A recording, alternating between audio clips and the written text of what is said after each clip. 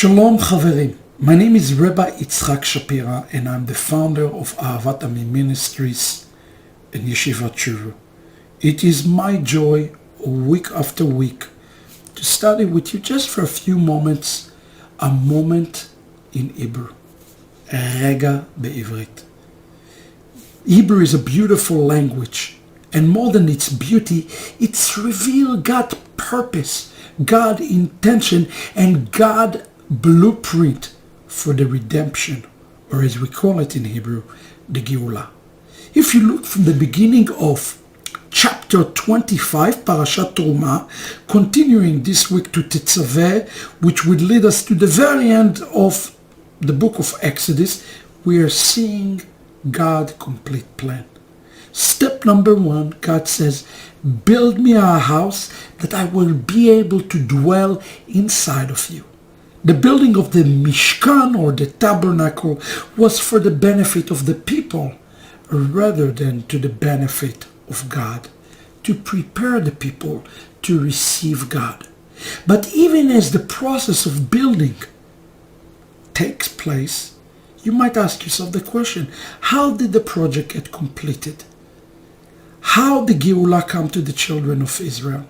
Well, in order to have a Geulah, you have to have a Goel. A Goel in Hebrew means a redeemer. Geulah means redemption. Who is the Goel here?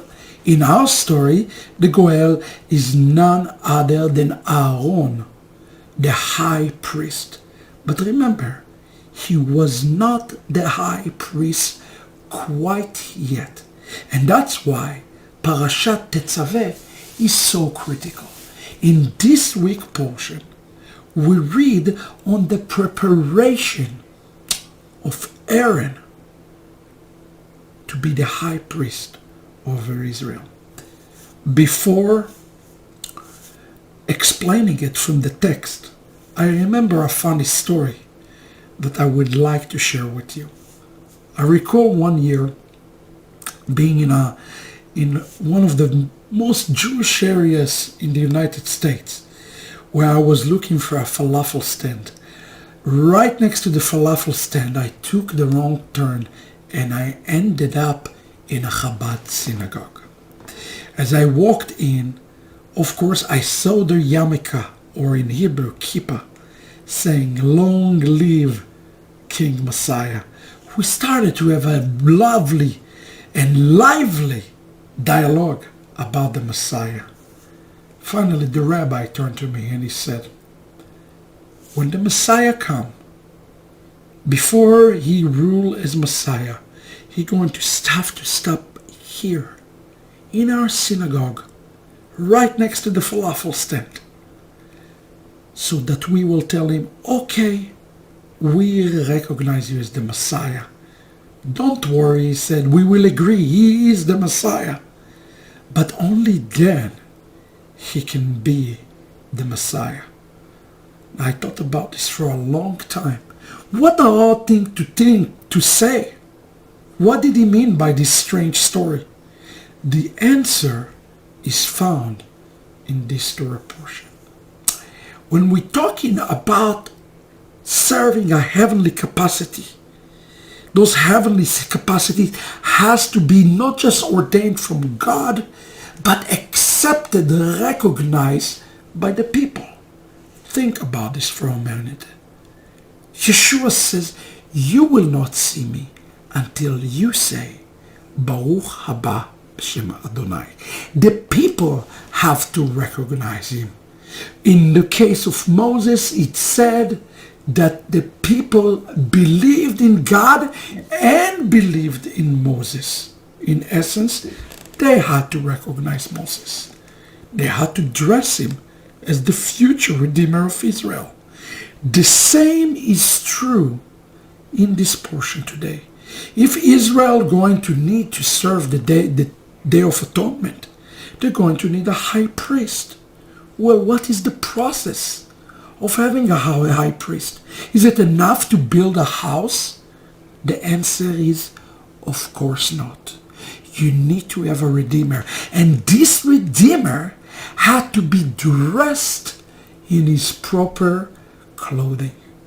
This is the scene of the last 2,000 years, as we dressed the Messiah of Israel in the clothing of an Egyptian king.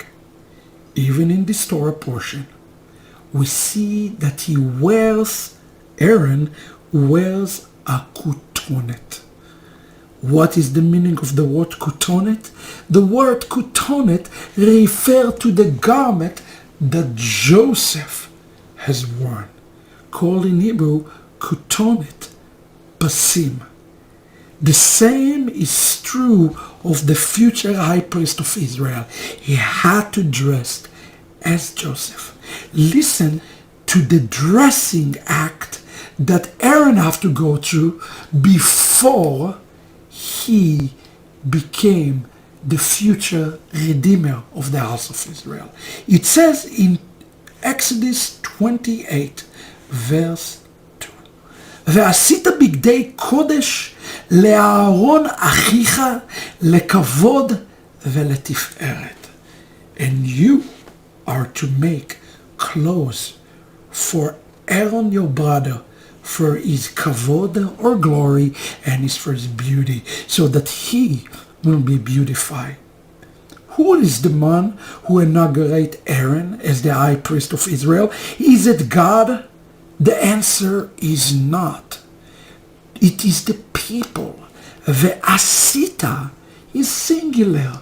It doesn't say ve'asitem, but rather ve'asita, because each and every one of us truly have an article of clothing that belong to the Messiah that we must put back on him.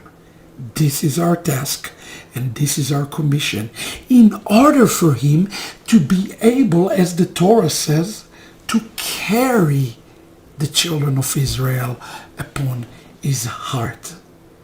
So there is a reciprocal relationship.